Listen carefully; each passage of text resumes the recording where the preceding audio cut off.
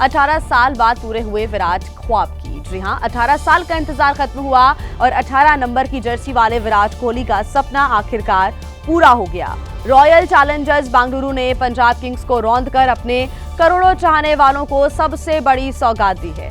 IPL के खिताबी मुकाबले में बेंगलुरु की टीम ने 190 रन बनाए थे, जबकि पंजाब की टीम अच्छी शुरुआत के बावजूद लक्ष्य तक नहीं पहुंच पाई और जीत से सिर्फ 6 रन दूर रह गई। आखिरी ओवर में जब ये तय हो गया कि अब जीत से कोई नहीं रोक सकता, तो विराट कोहली की आंखों में आंसू थे। भावनाओं को गुबार रोकते नहीं रुक रहा था, वो रो पड़े। लेकिन ये खुशी के जो आंसू थे और उनकी खुशी में उनके चाहने वाले भी डूब गए। आतिशबाजी जमकर यहाँ पर हो रही थी, उनके फैंस नाच रहे थे, गा रहे थे और झूमकर जश्न मना रहे थे। दूसरी तरफ पंजाब के चाहने वाले निराशा में डूब चुके थे, क्योंकि उनकी टीम ने मौका गंवाया और बेंगलुरु ने धमाका कर दिया।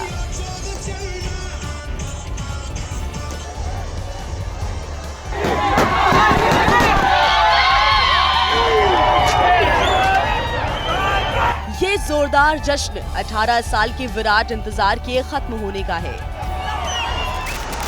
यह आतिशबाजी 18 साल का खिताबी सूखा खत्म होने की खुशी है। झूमते नाचते ये वो फैंस हैं जो 18 साल से आरसीबी की आईपीएल चैंपियन बनने का सपना देख रहे थे और ये सपना कल रात पूरा हुआ। आरसीबी ने पहले बैटिंग करते हुए स्कोर कार्ड पर 190 रन लगाए। विराट के 43 रन के अलावा रजत पाटीदार ने 26 रन, लियम लिविंगस्टन ने 25 रन और जीतेश शर्मा ने 24 रन की पारी खेली। पंजाब के सामने फाइनल में 191 रन का लक्ष्य था, लेकिन 7 विकेट पर 184 रन ही बना सकी। आईपीएल की ट्रॉफी पर कब्जा करते ही बेंगलुरु जश्न में डूब गया। ये तस्वीरें देखिए, ऐसा लगा मानो दीपावली हो। बेंगलुरु के कोने कोने में, हर गली हर मोहल्ले में जमकर आतिशबाजी की गई। भुवनेश्वर कुमार और कुणाल पांड्या ने पंजाब के 2-2 विकेट लिए और फाइनल की जीत में अहम योगदान निभाया। पर टर्निंग पॉइंट रहा पंजाब के कप्तान श्रेयस अय्यर का विकेट। रोमारियो शेफर्ड ने उन्हें 1 रन पर पवेलियन भेज दिया। पंजाब ने मौका गंवाया, आरसीबी ने धमाका किया। किंग कोहली आईपीएल के भी किंग बन गए और आरसीबी के फैंस जश्न में डूब गए।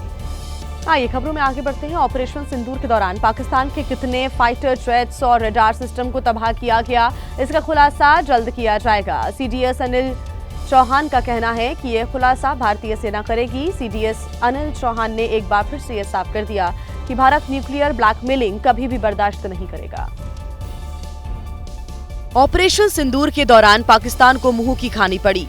वो चंद घंटों में घुटनों पर आ गया, लेकिन फिर भी वो जीत का जश्न मना रहा है। जिस पर सीडीएस अनिल चौहान का कहना है कि ऑपरेशन सिंदूर के दौरान पाकिस्तान के कितने फाइटर और रडार सिस्टम को तबाह किया गया, उसका भारतीय सेना पूरा ब्यौरा देगी। सूत्रों के मुताबिक, नए आकलन के मुताबिक ऑपरेशन सिंदूर के दौरान पाकिस्तान के कम से कम 5 फाइटर जेट, एक C-130 मिलिट्री ट्रांसपोर्ट एयरक्राफ्ट और एक अवैक्स टोही विमान तबाह किए गए थे। सीडीएस अनिल चौहान ने यह भी दावा किया कि पाकिस्तान ने भारत को 48 घंटे में हराने की तैयारी की थी, लेकिन भारतीय सेना ने महज 8 घंटे में उसे घुटनों पर ला दिया था। Suppose you go in a test match, cricket test match, and you win by innings defeat. Then there's no question of how many wickets and how many balls and how many players. It's an innings calculation.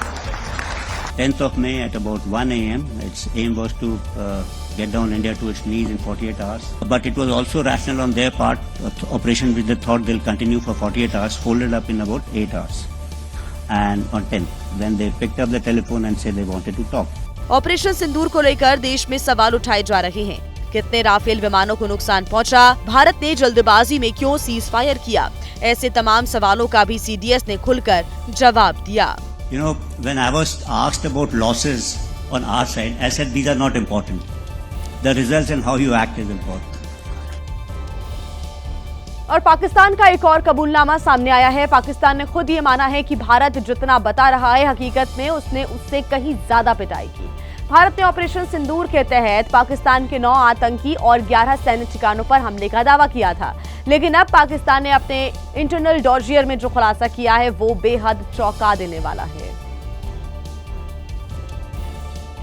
Pakistan की operation बुनियाल उल मरसूस के dossier में खुलासा किया गया है कि भारतीय सेना ने बताई गई जगहों से ज्यादा लोकेशन पर हमले किए। इस डोजियर में नक्शे के साथ साथ उन जगहों के नाम भी हैं जहां भारतीय सेना ने हमला किया। पाकिस्तान के डोजियर में दावा किया गया है कि भारतीय सेना ने पेशावर, झांग, सिंध, पंजाब के गुजरात, गुजरावाला, बहावलनगर, अटक और छोर पर हमले किए। डोजियर में कहा गया है कि भारत ने पाकिस्तान में 8 और जगहों को टारगेट किया, लेकिन भारतीय सेना ने इन हमलों की जानकारी दुनिया को नहीं दी।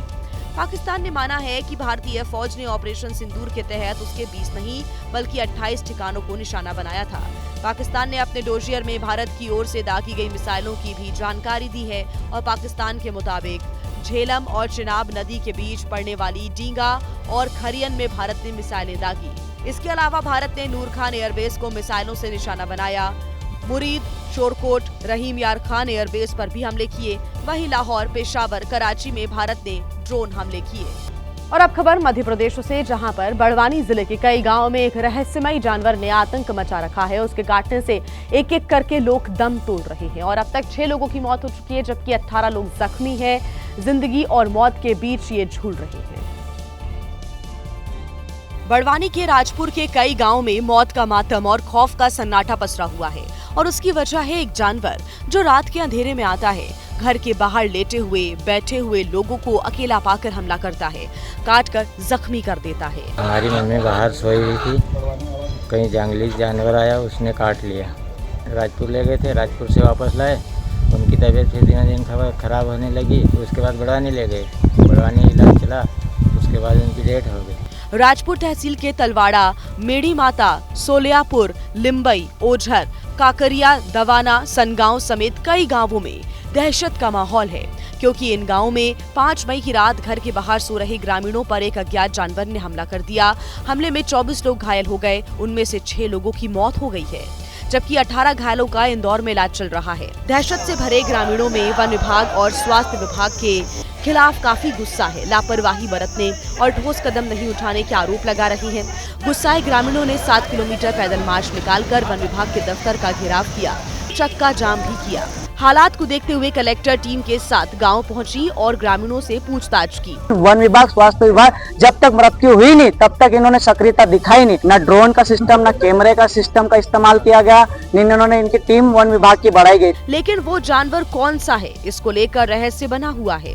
कुछ लोग उसे कुत्ते जैसा बता रहे हैं तो कुछ लकड़बग्घे जैसा। हमने जंगल क्षेत्र और जंगल और गांव के बीच का जो क्षेत्र है, वो पूरे क्षेत्र में हमने सर्चिंग बढ़ा दी थी कि वो जानवर मिल जाए, लेकिन उसका कोई पगमार्क, कोई साक्ष्य, ऐसे कोई निशानी नहीं मिली जिससे कि कंफर्म हो जाए कि वो कौन सा जानवर था। डॉक्टर भी हैरान हैं कि आखिर किस जानवर के काटने से मौत हो रही है, लेकिन इतना बता रहे हैं कि हमला करने वाला जानवर रेबीज से पीड़ित है।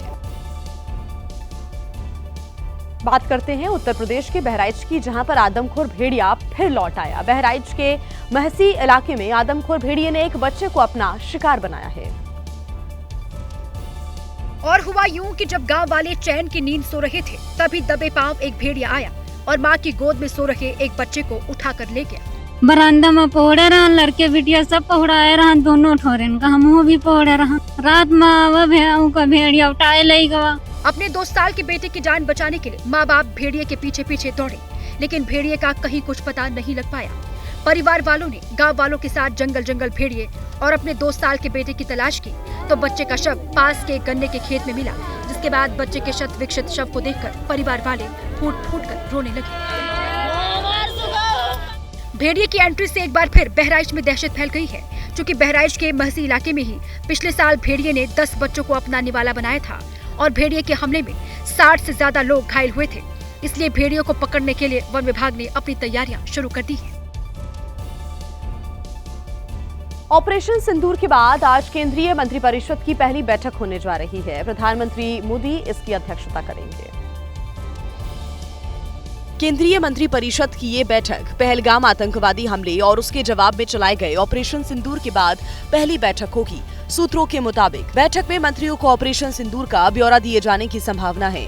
सूत्रों के मुताबिक मंत्रिपरिषद की बैठक में प्रधानमंत्री ऑपरेशन सिंदूर पर बोलने के अलावा इस बात पर प्रकाश डाल सकते हैं कि उनकी सरकार का समग्र जोर किन चीजों पर है, क्योंकि सरकार के तीसरे कार्यकाल के 1 साल और केंद्र में मोदी सरकार के 11 साल पूरे होने के बाद सरकार के मंत्री देश भर में आयोजित किए जाने वाले कार्यक्रमों में लोगों के बीच जाने को तैयार हैं। मंत्री परिषद की बैठक आमतौर पर कुछ महीनों के अंतराल पर होती है, लेकिन केंद्रीय मंत्रिमंडल की बैठक की तरह मंत्री परिषद की बैठक की कोई निश्चित समय सीमा या तारीख तय नहीं होती है। मंत्री परिषद की बैठक की एक और खासियत है कि इसमें राज्य मंत्री भी शामिल होते हैं। बैठक में शीर्ष नौकरशाहों की मौजूदगी भी होती है, जिसमें प्रमुख सरकारी नीतियों के क्रियान्वयन पर विस्तार से चर्चा की जाती है।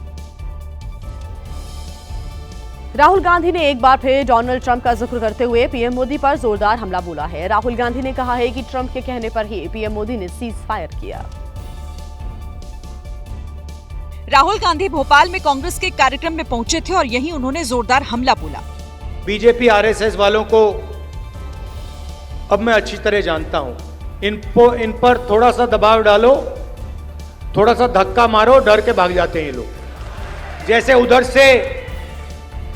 से ट्रंप ने एक इशारा किया, फोन उठाया, कहा मोदी जी क्या कर रहे हो? नरेंद्र सरेंडर, और जी हजूर करके नरेंद्र मोदी जी ने ट्रंप के इशारे का पालन किया। राहुल ने कुछ और ऐसी बातें कही जो बीजेपी को चुभ सकती हैं। इनका कैरेक्टर है ये सारे के सारे ऐसे हैं। आजादी के समय से सरेंडर वाली चिट्ठी लिखने की आदत है। 1 सेकंड में थोड़ा सा दबाव पड़े, भैया ये लो। राहुल गांधी ने सरेंडर वाली चिट्ठी का जिक्र कर किसका जिक्र किया, इसे समझने वाले आसानी से समझ गए। वहीं राहुल गांधी ने इंदिरा गांधी का भी जिक्र किया और बताया कि जब 1971 में युद्ध के दौरान अमेरिका ने दबाव बनाना शुरू किया तो इंदिरा गांधी ने किसी की नहीं सुनी। सीज फायर का जिक्र करते हुए राहुल ने पहले पीएम मोदी का जिक्र किया और फिर बात को 1971 तक ले गए। आपको एक समय याद होगा जब फोन कॉल नहीं आया था, 7th फ्लीट आई थी। 71 की लड़ाई में 7th फ्लीट आई थी, हथियार आए थे, एयरक्राफ्ट कैरियर आया था। इंदिरा गांधी जी ने कहा मुझे कुछ जो करना है मैं करूंगी। राहुल गांधी ने ये तमाम नेताओं का उदाहरण देते हुए ये भी कहा कि कांग्रेस सरेंडर करने वालों की पार्टी नहीं है। कांग्रेस पार्टी सरेंडर नहीं होती है। गांधी जी, जवाहरलाल नेहरू, सरदार पटेल, ये सरेंडर वाले लोग नहीं हैं, ये सुपर पावर से लड़ने वाले लोग हैं। इसके बाद राहुल गांधी ने सोशल मीडिया पर पोस्ट किया और लिखा, कांग्रेस के बब्बर शेर और शेरनियां सुपर पावर से लड़ते हैं, कभी झुकते नहीं।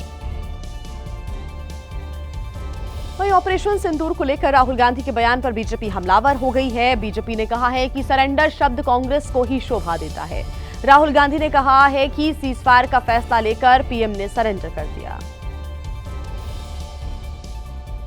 भोपाल में दिए गए राहुल गांधी के बयान के बाद बीजेपी भड़की हुई है। पार्टी ने राहुल गांधी पर पलटवार में थोड़ा भी वक्त नहीं लगाया। पार्टी प्रवक्ता सुधांशु त्रिवेदी ने कहा कि सरेंडर शब्द कांग्रेस को ही शोभा देता है।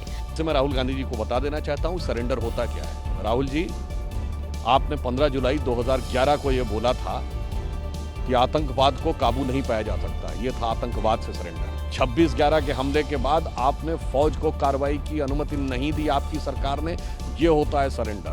1971 में 93,000 फौजी हमारे पास थे, उसके बाद भी इंदिरा जी की सरकार में पीओके सरेंडर। 1948 में संयुक्त राष्ट्र के आगे पंडित नेहरू का ऐसा सरेंडर कि आधा कश्मीर सरेंडर, और आजादी के समय 1/3 देश सरेंडर। बीजेपी यही नहीं रुकी। राहुल गांधी पर निशाना साधते हुए बीजेपी ने फिर आरोप लगाया कि राहुल गांधी पाकिस्तान परस्त हैं।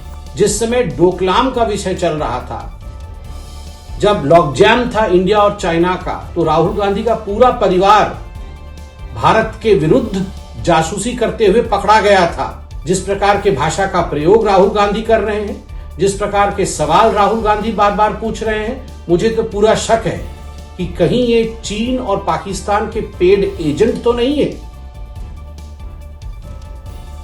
ऑपरेशन सिंदूर और सीजफायर के फैसले को लेकर विपक्षी दलों ने संसद के विशेष सत्र की मांग की है और इसके लिए 16 विपक्षी पार्टियों ने चिट्ठी लिखकर विशेष सत्र बुलाने की गुजारिश की। हालांकि इंडिया गठबंधन की इस मुहिम में एनसीपी शरद पवार गुट शामिल नहीं है।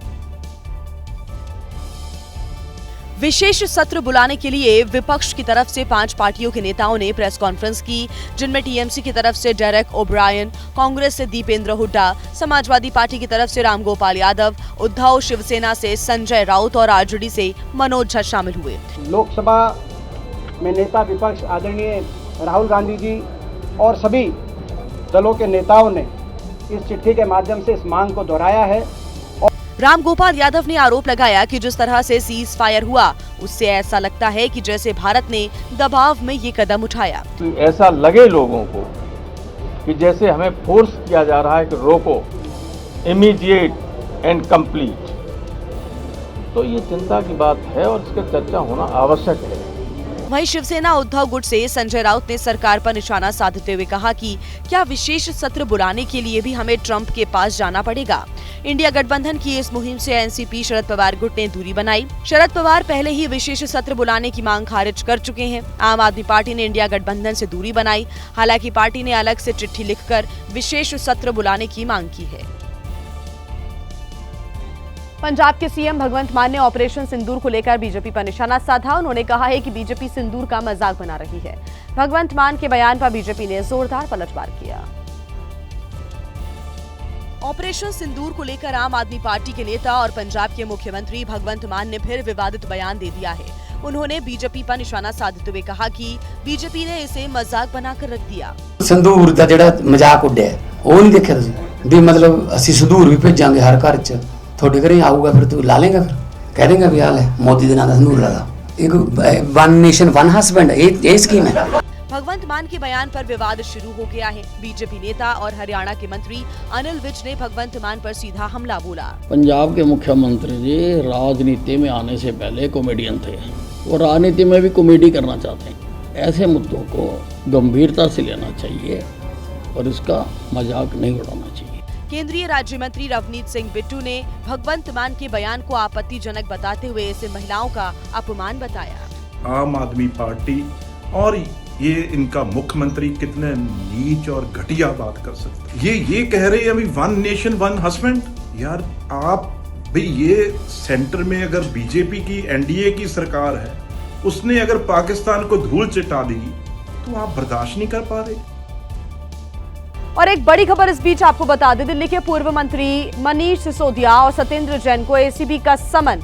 सत्येंद्र जैन को 6 जून तो वहीं मनीष सिसोदिया को 9 जून को एसीबी ने बुलाया है। क्लासरूम निर्माण में कथित भ्रष्टाचार से ये पूरा मामला जुड़ा हुआ बताया जा रहा है। इसको लेकर ही समन किया गया है। ये बड़ी जानकारी मिल रही है। एक बड़ी खबर आपको बता दें, दिल्ली के पूर्व मंत्री और आम आदमी पार्टी के नेता मनीष सिसोदिया और सत्येंद्र जैन को एसीबी का समन गया है। ऐसे में सत्येंद्र जैन को 6 जून को बुलाया है तो मनीष सिसोदिया को 9 जून को एसीबी ने बुलाया है। पूछताछ की जाएगी इस पूरे मामले से जुड़ी हुई और ये देखना होगा कि क्या एक बार फिर से सिसोदिया और सत्येंद्र जैन की जो मुश्किलें हैं वो बढ़ती हुई नजर आएंगी। बात बिहार की, जहां सरेआम फायरिंग हुई और 2 लोगों की हत्या हो गई। घटना आरा जिले की है, लेकिन इतनी बड़ी वारदात के पीछे वजह क्या थी, ये फिलहाल साफ नहीं हो पाया है। ये चीख पुकार, ये रोना धोना, ये मातम उस गोलीबारी के बाद मचा। रोते बिलखते ये उन लोगों के घर वाले हैं जो सरेआम फायरिंग में मारे गए। वारदात आरा जिले के रत्नागढ़ गांव की है। बताया जा रहा है कि मंगलवार देर शाम गांव में एक दुकान के पास चंदन कुमार सिंह और मोहम्मद सोनू नाम के 2 युवक खड़े थे। किसी बात को लेकर कहासुनी हुई और देखते ही देखते दोनों ओर से हथियार निकल आए और ताबड़तोड़ फायरिंग होने लगी। अफरा तफरी मच गई। फायरिंग में दोनों गंभीर रूप से घायल हो गए और दोनों की मौत हो गई। वारदात के बाद इलाके में तनाव है, जिसे देखते हुए भारी संख्या में पुलिस बल की तैनाती की गई है। 2 युवकों की गोली लगने से मृत्यु हुई है। अभी तक जो अनुसंधान जो प्रारंभिक निकल कर आया है कि आपसी विवाद में ही दोनों ओर से गोली चली है, उसमें 2 व्यक्ति की मृत्यु हुई है, ये हत्या हुई है और एक अपराधकर्मी को हिरासत में ले लिया गया और उससे पूछताछ की जा रही है। विवाद किस बात को लेकर हुआ, क्या कोई पुरानी रंजिश थी या फिर वजह कुछ और थी, पुलिस अब ये जानने में और फायरिंग में शामिल बाकी आरोपियों की तलाश में जुटी हुई है। बिहार में नाबालिग बच्ची की रेप के बाद मौत पर सियासत थमने का नाम नहीं ले रही है। कांग्रेस के बाद अब आरजेडी ने भी मोर्चा खोल दिया है, तो वहीं सरकार भी अब एक्शन मोड में आ गई है। मुजफ्फरपुर की रेप पीड़िता की पटना में इलाज के दौरान मौत पर सियासी घमासान जारी है। पटना में आरजेडी महिला प्रकोष्ठ ने सरकार के खिलाफ विरोध प्रदर्शन किया, तो वहीं तेजस्वी यादव ने मुजफ्फरपुर पहुंचकर पीड़ित परिवार से मुलाकात की। हर बात पे लालू जी हमको गाली देते हो कि आपने 20 साल में क्या किया। भ्रष्टाचार की बात कीजिए, सब लोग हैं, रिटायर्ड लोग हैं, खेला कर रहे हैं भाई, सब लोग चुप हैं। इलाज में लापरवाही से बच्ची की मौत के 4 दिन बाद सरकार जागी है और उसने एक्शन लिया है। सरकार ने एक हाई लेवल कमेटी का गठन किया था, जिसने प्रथम दृष्टया पाया कि वहाँ की सुप्रिटेंडेंट के द्वारा लापरवाही किया गया, तो उसके खिलाफ कार्रवाई की गई और उनको निलंबित करने का काम किया गया। साथ ही साथ जो पटना पीएमसीएच में जो प्रभारी डिप्टी सुप्रिटेंडेंट थे, उनको भी वहाँ से मुक्त करने का काम किया गया। रेप पीड़िता की मौत पर बिहार से स्वास्थ्य मंत्री ने भी चुप्पी तोड़ी है और न्याय दिलाने की बात कर रही हैं। जो आरोपी था उस आरोपी को गिरफ्तार किया गया और एसएसपी मुजफ्फरपुर ने बताया है कि तुरंत चार्जशीट किया जाएगा और स्पीडी ट्रायल करा के दोषी को सजा दिलाई जाएगी कानूनी। बिहार में विधानसभा चुनाव के लिए एआईएमआईएम ने आरजेडी कांग्रेस महागठबंधन में शामिल होने की इच्छा व्यक्त की है। जी हां, सीमांचल में मजबूत पकड़ रखने वाली एआईएमआईएम ने तेजस्वी यादव को प्रस्ताव भेजा है। बिहार की सियासत एक बार फिर करवट ले रही है। 2020 के विधानसभा चुनाव में सीमांचल में आरजेडी को तगड़ा झटका देने वाली असदुद्दीन ओवैसी की पार्टी एआईएमआईएम अब उसी के साथ गठबंधन की तैयारी में है। एआईएमआईएम ने गठबंधन के लिए आरजेडी को प्रस्ताव भेज दिया है। तो हमने खुले मन से कह दिया है कि भाई इसके खिलाफ लड़ने के लिए हम बिल्कुल तैयार हैं। आप अगर चाहते हैं कि नहीं एमआईएम साथ आए तो हम जाने के लिए तैयार हैं। एआईएमआईएम के प्रस्ताव पर आरजेडी ने कहा है कि किसी भी पार्टी को महागठबंधन में शामिल करने का फैसला शीर्ष नेता करेंगे। कोई आना चाहते हैं और कोई बीजेपी के खिलाफ, सांप्रदायिक शक्तियों के खिलाफ लड़ना चाहते हैं, ये उनकी इच्छा है, बाकी नेतृत्व तय करेगा। पिछले विधानसभा चुनाव में एआईएमआईएम 5 सीटें जीती थी, लेकिन 4 विधायक आरजेडी में शामिल हो गए। अब गठबंधन के प्रस्ताव पर जेडीयू निशाना साध रही है। ओवैसी साहब, जब आप बिहार आए थे तो आपने कहा था कि 4 का बदला 24 से लेंगे। अब आप किससे बदला लेंगे? जब आपकी पार्टी बिहार में आवेदन दे रही है महागठबंधन में शामिल होने का, तो यह आपके लिए डूब मरने के समान है।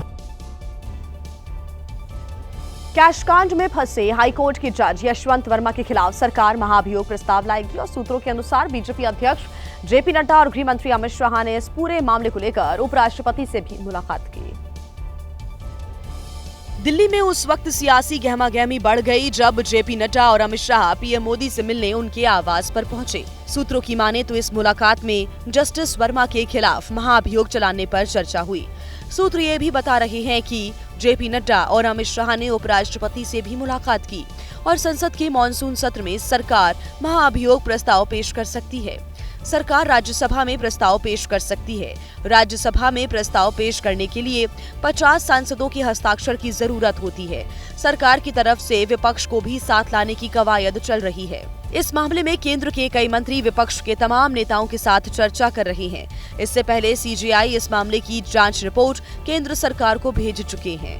सूत्रों के मुताबिक सीजेआई ने जो जांच रिपोर्ट सरकार को भेजी है, उसमें भी जस्टिस वर्मा के खिलाफ कार्रवाई की बात कही गई है। दिल्ली हाईकोर्ट में नियुक्ति के दौरान जस्टिस वर्मा के घर जली हुई नकदी बरामद हुई थी। सुप्रीम कोर्ट की जांच कमेटी ने उन्हें दोषी ठहराया था। विवाद के दौरान जस्टिस वर्मा को इलाहाबाद हाईकोर्ट में ट्रांसफर कर दिया गया। दिल्ली के कालिंदी कुंज में अपहरण और मर्डर की सनसनीखेज वारदात सामने आई। पुलिस ने आरोपी को इस पूरे मामले में अभी गिरफ्तार कर लिया है। जांच पुलिस कर रही है। सीसीटीवी फुटेज कालिंदी कुंज का है, जिसमें राजपाल नाम का एक आरोपी दिव्यांग महिला को कंधे पर लाद कर ले गया। दरअसल पुलिस को पीसीआर कॉल से युवती के अपहरण की सूचना मिली थी। पुलिस ने जब सुबह सर्च ऑपरेशन चलाया तो आरोपी ने मौके से भागने की कोशिश की। राजपाल ने पुलिस टीम पर 2 राउंड फायरिंग की। जवाबी फायरिंग में उसके दाहिने पैर में गोली लगी और उसे मौके से ही गिरफ्तार कर लिया गया। हालांकि जब तक आरोपी गिरफ्तार होता, राजपाल ने युवती का गला घोंटकर हत्या कर दी। अपहरण का शिकार हुई लड़की सुनने और बोलने में असमर्थ थी। माता पिता के साथ घर की छत पर सोते समय आरोपी राजपाल उसे उठाकर ले गया। कुछ दिन पहले नोएडा का एक वीडियो वायरल हुआ था जिसमें बाइक सवार कुछ लड़के पुलिस की बैरिकेडिंग को चलती कार से बांधकर घसीटते हुए नजर आ रहे थे। अब तीनों ही लड़कों को गिरफ्तार कर लिया गया है। वीडियो में दिखाई दिया कि कार का पिछला दरवाजा तोड़कर ये लड़के पुलिस की बैरिकेडिंग को घसीट रहे थे। इन्होंने बैरिकेडिंग को रस्सी के सहारे कार के पिछले हिस्से से फंसा दिया था। वीडियो में दिखा कि बैरिकेडिंग से चिंगारी निकल रही थी और ये लड़के इसका वीडियो बना रहे थे। इस वीडियो में कार की पिछली सीट पर रखी गन भी नजर आई, लेकिन अब ये तीनों लड़के गिरफ्तार हुए हैं। दरअसल वीडियो को आर्यकेत नाम के लड़के ने सोशल मीडिया पर अपलोड किया था। इस वीडियो पर निशांत पंडित का नाम लिखा था और अब पुलिस ने इन दोनों के अलावा सौरभ नाम के लड़के को भी गिरफ्तार किया है। जिस स्कॉर्पियो में बैठकर ये लड़के आधी रात को दबंगई कर रहे थे, उस स्कॉर्पियो को भी जब्त कर लिया गया। और आइए आगे बढ़ते हुए अब बात केंद्र में मोदी सरकार के 11 साल के कामकाज की।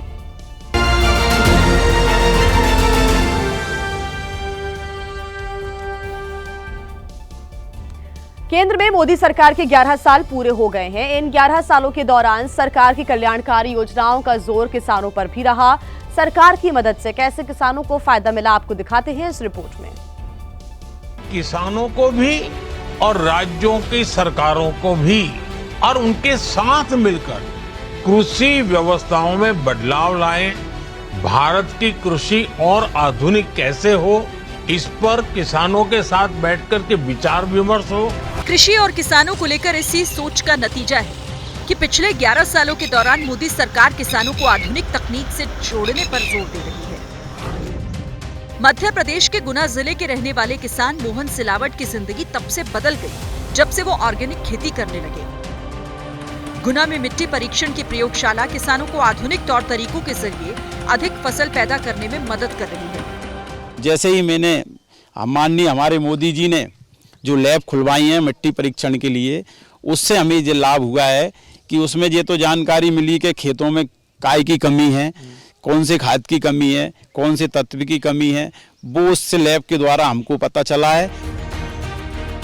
11 सालों के दौरान किसानों से जुड़ी योजनाओं को इस तरह से लागू किया गया कि ज्यादा से ज्यादा किसान उसका लाभ उठा सकें। हरियाणा के जींद जिले के रहने वाले किसानों को प्रधानमंत्री फसल बीमा योजना का पूरा फायदा मिल रहा है। जितना % जो भी नुकसान होता है, जो गिरदारी होती है उसके हिसाब से किसान को मुआवजा मिलता है। किसान को आर्थिक रूप से जो मदद मिलती है ना, वो बहुत एक फायदे का सौदा है। पहले की सरकार में क्या होता था, जिस तरह ओलावृष्टि हो गई, आंधी तूफान हो गया, किसान को नुकसान हो गया, उससे कोई फायदा नहीं मिलता था। इस सरकार में फसल बीमा है तो फसल का भरपाई हो जाती है नुकसान की। पिछले 11 सालों के दौरान सरकार ने किसानों की जिंदगी बेहतर बनाने के लिए कई प्रयास किए हैं। आज देश के 11 करोड़ किसानों को पीएम किसान सम्मान निधि के रूप में हर साल 6,000 रुपए मिल रहे हैं। फसल बीमा योजना के तहत 1.75 लाख करोड़ रुपए के दावों को निपटाया गया। किसान क्रेडिट कार्ड के तहत कर्ज की सीमा 3 लाख से बढ़ाकर 5 लाख कर दी गई। 93,000 करोड़ रुपए की लागत से 112 सिंचाई परियोजनाओं पर काम चल रहा है, जिससे बारिश के पानी पर किसानों की निर्भरता कम हो सके। 25 करोड़ सॉइल हेल्थ कार्ड बांटे गए। खेती को आधुनिक बनाने और किसानों की आमदनी बढ़ाने के लिए 1 लाख करोड़ रुपए एग्रीकल्चर इंफ्रास्ट्रक्चर फंड के तहत मंजूर किए गए। इन्हीं कोशिशों का नतीजा है कि देश में रिकॉर्ड अनाज उत्पादन हुआ है।